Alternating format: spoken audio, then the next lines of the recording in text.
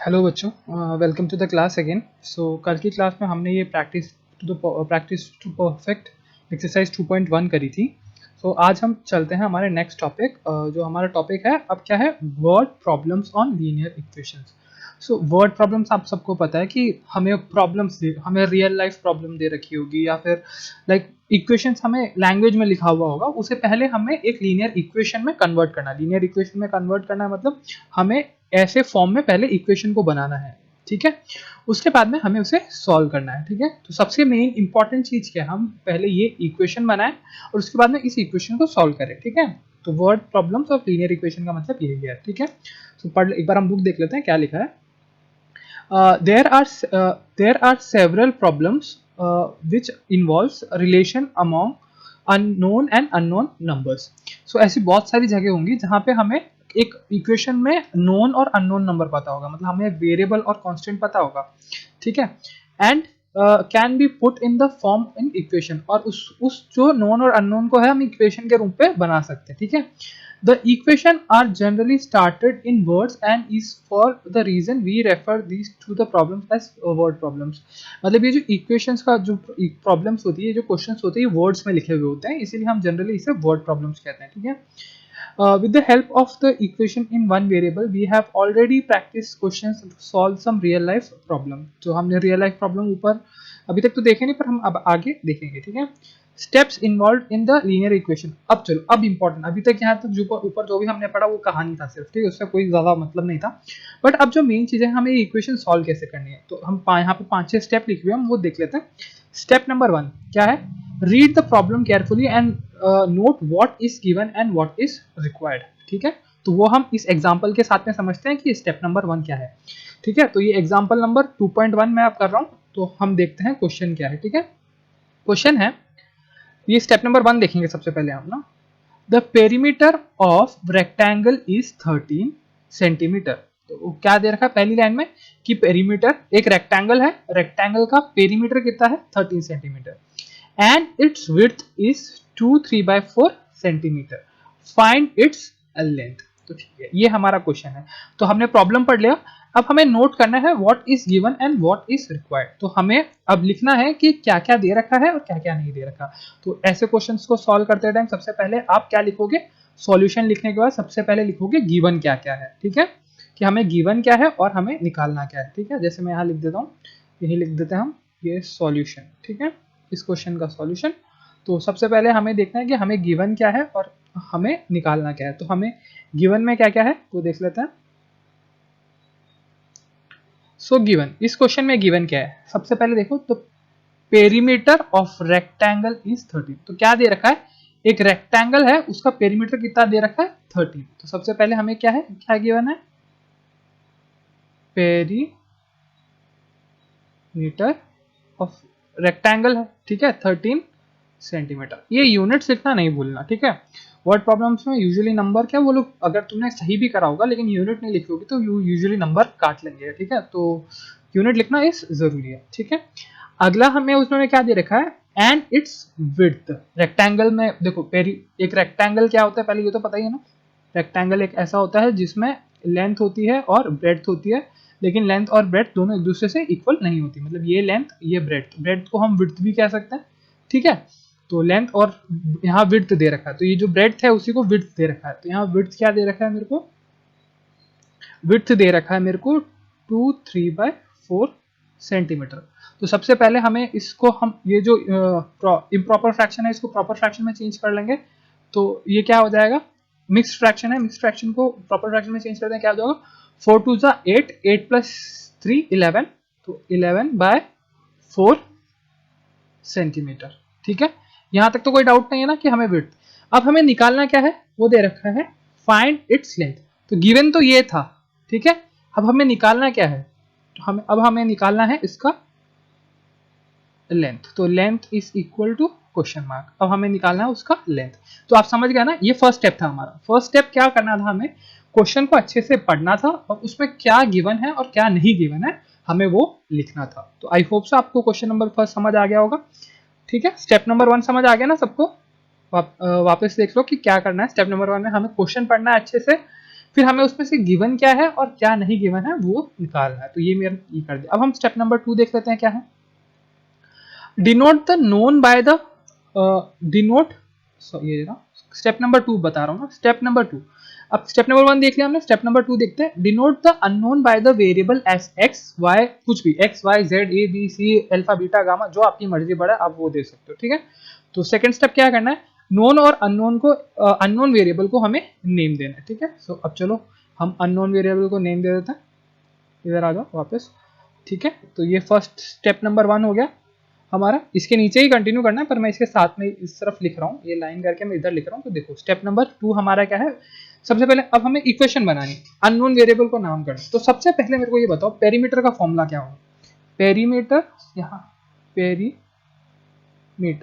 Of rectangle is equal to, perimeter of rectangle क्या होता है, 2 इंटू लेंथ प्लस ब्रेड्थ। सबसे पहले मैं आपको ये समझा दूं पेरीमीटर का मतलब क्या होता है। नहीं, पेरीमीटर और एरिया का मतलब क्या होता है, आई नो आप 8th क्लास में, आपको सबको पता है पेरीमीटर का मतलब क्या होता है। पेरीमीटर का मतलब है किसी एरिया को बाउंड करने वाली जो ये बाहर की ये जो लाइंस है, अगर हम इसको ऐड करते हैं, जैसे ये कोई एरिया है, ये कोई एरिया है अंदर वाला पोर्शन। अब मेरे को इसका पेरीमीटर निकालना, तो मैं क्या करूंगा, मैं ये जो लेंथ है, एक ये वाली लेंथ, ये वाली लेंथ, ये वाली लेंथ और ये वाली लेंथ, इन सबको ऐड कर दूंगा। लेकिन पेरीमीटर में दिक्कत यह है कि ये लेंथ सारी अलग होगी। जैसे मुझे कहा गया, सपोज आपको आपके घर वाले ने कहा कि जाओ, सपोज आपके घर पे एक प्लॉट खरीदा आप लोगों ने, ठीक है। सपोज आप लोगों ने प्लॉट खरीदा, तो आपके पापा ने बोला कि जाओ उस पर बाउंड्री लगवानी है, मतलब बाउंड्री बनवानी है। तो ये ऐसा ऐसा आपका प्लॉट होगा, ये आपका प्लॉट है और आपको इसके चारों तरफ में बाउंड्री लगवानी है, ठीक है। अब आपने एक कॉन्ट्रैक्टर से बात किया कि भाई बाउंड्री बनाना है। उसने कहा कि हर मीटर पे मैं 100 रुपये लूंगा, ठीक है। हर मीटर पे कितना, 100 रुपये लूंगा। तो अब आपको इतना पता है कि लेंथ है आपका 10 मीटर और ब्रेड्थ है आपका 5 मीटर। आपको ये पता है कि आपका प्लॉट का लेंथ, इसको हम लेंथ मान लेते हैं, इसको हम ब्रेड्थ मान लेते हैं। अब आप कैसे निकालोगे कि ये बाउंड्री कैसे बनाएगा। तो बाउंड्री वो पेरीमीटर के हिसाब से ही बनाएगा, मतलब बाउंड्री यहाँ से स्टार्ट करेगा ऐसे बनाना। दूसरा कलर ले लेते हैं हम, जैसे सपोज अब उसने बाउंड्री बनाना स्टार्ट किया, तो बाउंड्री ऐसे ही बनाएगा ना, मतलब ऐसे ही बनाएगा, ये ऐसे बनाता हुआ जाएगा, पहले ये बनाएगा, इतनी बाउंड्री बनाएगा। तो ये कितना मीटर बना दिया उसने, पहले तो उसने सबसे पहले बना दिया ये 10 मीटर बाउंड्री बना दिया, ठीक है। उसके बाद में उसने यहाँ पे, अब वो इस तरफ बनाएगा, अब वो ऐसे यहाँ से ऐसे बनाएगा, तो अब उसने कितना प्लस 5 मीटर और बना दिया, ठीक है। फिर उसने वापस यहाँ से बाउंड्री बनाना स्टार्ट किया, ऐसे बनाता हुआ गया, तो उसने वापस कितना बना दिया, अब 10 मीटर, है ना, सॉरी कितना बना दिया, 10 मीटर, ठीक है। प्लस वापस उसने इधर इधर बनाना था, इसको बना दिया, तो ये कितना बना दिया, ये बना दिया 5 मीटर। अब टोटल कितना हो गया, 10 + 10 20, 20 + 10 30। तो टोटल 30 मीटर की बाउंड्री बना दी। पर मीटर पे 100 रुपये देना था, तो 30 मीटर पे कितना देना होगा, कितना, क्या मल्टीप्लाई करो, 100 को 30 से मल्टीप्लाई करो, ठीक है। ऑफकोर्स ये बहुत ज़्यादा पैसा हो रहा है, बट ऐसा होगा नहीं, ठीक है। 1000 × 30, आई होप सो आप सबको मल्टीप्लाई करना आता है कि ये क्या बनेगा, ठीक है। सो हमें उसको कितने 3000 रुपीज़ देने होंगे। आई होप सो आपको समझ आ गया, ठीक है। तो अब हम आगे चलते हैं। तो हम पेरीमीटर समझ गया, पेरीमीटर क्या है। अब ये पेरीमीटर का फॉर्मूला आया कैसे, ये तो ऐड किया ना मैंने सारे लोग, तो ये फॉर्मूला कैसे है। अब एक बार ये जल्दी से देख लेते हैं कि ये फॉर्मूला कैसे आया, ठीक है। तो उसको देखने के लिए एक बार मैं ये हटा रहा हूँ, ठीक है। ये पेरीमीटर का जो फॉर्मूला है वो कैसे आया, हम बस ये देख रहे हैं, ठीक है। तो ये वापस बना लेता हूँ मैं एक रेक्टेंगल, ये ऐसा ही कुछ होगा एक रेक्टेंगल, ये इसका लेंथ और ये इसका ब्रेड्थ, ठीक है। अब पेरीमीटर, तो ये वापस ये भी लेंथ होगा, ये भी ब्रेड्थ होगा, पेरीमीटर का रूल तो यही है, ठीक है। अब हमने फॉर्मूला क्या लिखा था पेरीमीटर के लिए, मैंने क्या लिखा था, पहले लेंथ ऐड किया, ये वाला लेंथ ऐड किया, फिर ये ब्रेड्थ ऐड किया, फिर ये लेंथ ऐड किया, फिर ये ब्रेड्थ ऐड किया, है ना। अब देखो लेंथ और लेंथ कॉमन है, तो ये क्या बन गया 2l। ब्रेड्थ और ब्रेड्थ एक जैसे है, तो उन दोनों को ऐड किया, तो ये क्या बन गया 2b। Perimeter is equal to 2b, 2l plus 2b। अब उसमें से मैंने 2 कॉमन बाहर लिया तो मेरे पास फॉर्मूला क्या बन गया, 2 इंटू एल प्लस बी। क्या यही फॉर्मूला लिखा हुआ है यहाँ पे भी? तो पेरीमीटर का फॉर्मूला ऐसा है। आई होप सो आप सबको पता होगा पेरीमीटर का फॉर्मूला कैसा है। तो चलो यहाँ तक हमें बात पता चल गई कि पेरीमीटर और ये सब क्या होता है। ठीक है, मैं चाहता हूँ कि आप सब लोगों को पेरीमीटर का, स्क्वायर का, मतलब इन सब का, रेक्टेंगल का, स्क्वायर का, सर्कल का, सबका फॉर्मूला पता हो। एरिया, पेरीमीटर, सरकमफ्रेंस भी पेरीमीटर जैसे ही होता है लेकिन वो सर्कल के लिए यूज होता है। ठीक है, तो हमें स्टेप नंबर 2 था, हमें नोन और अननोन लिखना था। ठीक है, स्टेप नंबर 2। तो मैंने पेरीमीटर ऑफ रेक्टेंगल सबसे पहले तो मैंने फॉर्मूला लिख दिया। अब मेरे को पता क्या क्या है मैं वो लिख रहा हूँ। ठीक है, तो सबसे पहले मेरे को पेरीमीटर पता है, ये रहा 13 सेंटीमीटर दे रखा है पेरीमीटर। तो मैंने क्या लिखा, 13 इज इक्वल टू, ठीक है, कर दिया।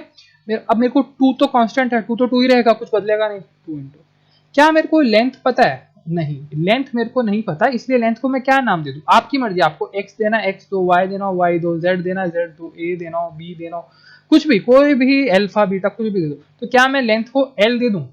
कोई दिक्कत नहीं मेरे को। ठीक है, अब l प्लस ये b बन गया।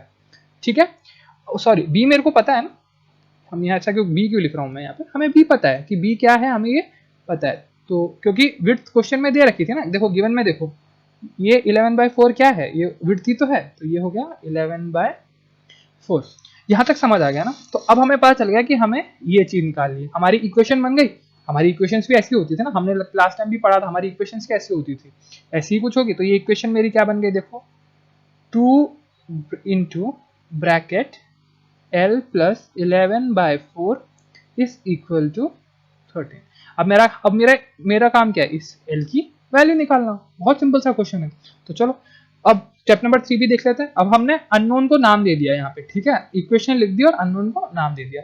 अब स्टेप नंबर 3 क्या कहता है, स्टेप नंबर 3 ऐसा है कि क्या करना है हमें, translate the problem of language to the mathematical और मैथमेटिकल स्टेटमेंट। हम ये ऑलरेडी कर चुके हैं। हमने क्या किया, स्टेप नंबर 2 के साथ में ही ये कर दिया। तो वो यहाँ कह रहा था कि नाम दे दो। तो तुम विड्थ को, जैसे लेंथ निकालना था तो यहाँ पे लेंथ को l दे, स्टेप नंबर 2 में यहाँ l देना था। ये स्टेप नंबर 3 है जो हमने कर दिया कि उसको जो लिखा हुआ था उसको हमने मैथमेटिकल इक्वेशन में लिख दिया। ठीक है, अब आगे करते हैं। अब आगे अगला क्या है, from the linear equation in one variable using condition in the given problems form the linear equation। तो linear equation भी हमने बनाई थी। ठीक है, हम ऑलरेडी सेकंड स्टेप में सब कुछ कर चुके हैं। अब हमारा नेक्स्ट काम है कि solve the equation for unknown. अब हमें क्या करना है, इस इक्वेशन को सॉल्व करना है। ठीक है, तो सॉल्व करना हमने इस पूरे चैप्टर में यही देखा है कि क्वेश्चन को कैसे सॉल्व करना है। तो ये रहा हमारा इक्वेशन, अब इसको सॉल्व करते हैं। बहुत सिंपल सा है। तो क्या है, ये रहा इक्वेशन, इसको मैं अब सॉल्व कर रहा हूँ। ठीक है, ये सब सॉल्यूशन का ही पार्ट है। जब आप वो आंसर लिखोगे तो आपको ये सारा लिखना है, जो मैंने गिवन लिखा, जो मैंने ये पेरीमीटर ऑफ रेक्टेंगल लिखा, ये सब आपको लिखना है। ठीक है, अब उसके बाद सॉल्व क्या करोगे, तो सबसे पहले फर्स्ट स्टेप क्या हो जाएगा, हम ट्रांसपोजिंग करेंगे। किसका, इस 2 का। इस 2 को हम किस तरफ ले जाएंगे, उस 2 को हम 3 के यहाँ ले जाएंगे। 2 यहाँ मल्टीप्लाई हो रहा है तो वहां जाके क्या होगा, डिवाइड। तो ये क्या हो गया, l plus 11/4 is equal to 13/2। I hope so कोई डाउट नहीं है आपको इसमें। ठीक है, अब नेक्स्ट स्टेप क्या है, अब मैं इस 11/4 को उस तरफ ट्रांसपोर्ट करूंगा। तो l is equal to 13/2 minus 11/4।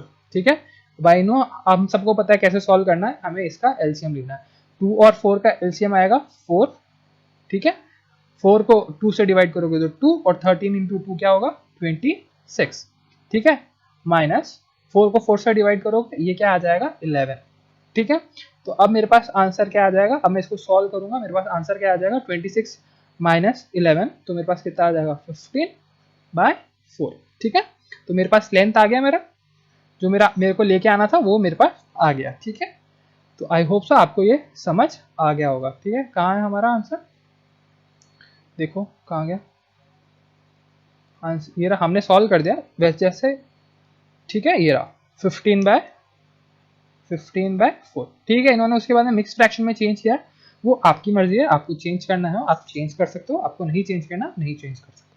सो बच्चों ये है वो, ऐसे हमें वर्ड प्रॉब्लम सॉल्व करने। तो सबसे इंपॉर्टेंट चीज है कि हमें ये पता चलना है कि गिवन क्या है और हमें निकालना क्या है। सबसे फर्स्ट स्टेप हमें यही है, क्वेश्चन को समझना है अच्छे से कि हमें दे क्या क्या रखा है उसको लिख लेना है, और हमें निकालना क्या है उसको भी लिख लेना है, ठीक है। उसके बाद में जो फॉर्मूला उसमें लगेगा, जो इक्वेशन बनेगी वो इक्वेशन बनानी है, मतलब जो भी इक्वेशन बनाना है हमें वो इक्वेशन बनानी है उससे, ठीक है। और उसके बाद में उसको सॉल्व करना है, ठीक है। और उस लास्ट में उस इक्वेशन, जब वो लीनियर इक्वेशन बन जाएगी उसको सॉल्व कर देना। तो ये बहुत सिंपल से है क्वेश्चंस। सो यहाँ पे कुछ एग्जांपल्स है, example C has 3 as many 2 rupees coins. तो आई वांट ये सारे क्वेश्चन आप आज बैठ के ट्राई करो घर पे, ठीक है। सॉल्व करो इस सारे एग्जांपल्स को, सारे एग्जांपल्स जितने भी है, ठीक है। यहाँ बहुत सारे एग्जांपल्स हैं। फिर उसके बाद में हम प्रैक्टिस टू परफेक्ट वाली एक्सरसाइज देखेंगे, ठीक है। अब हम बाकी क्वेश्चंस देखेंगे। अगर किसी को भी कोई डाउट हो तो वो मुझसे पूछ सकता है। टाइम है सुबह 9-10 बजे से लेकर शाम को 4 बजे तक। आप कभी भी मेरे नंबर, व्हाट्सएप नंबर पर मुझे मैसेज कर सकते हो, मेरा नंबर ये है, ठीक है। सो थैंक यू बच्चों। हाँ, हम अब नेक्स्ट क्लास में मिलते हैं।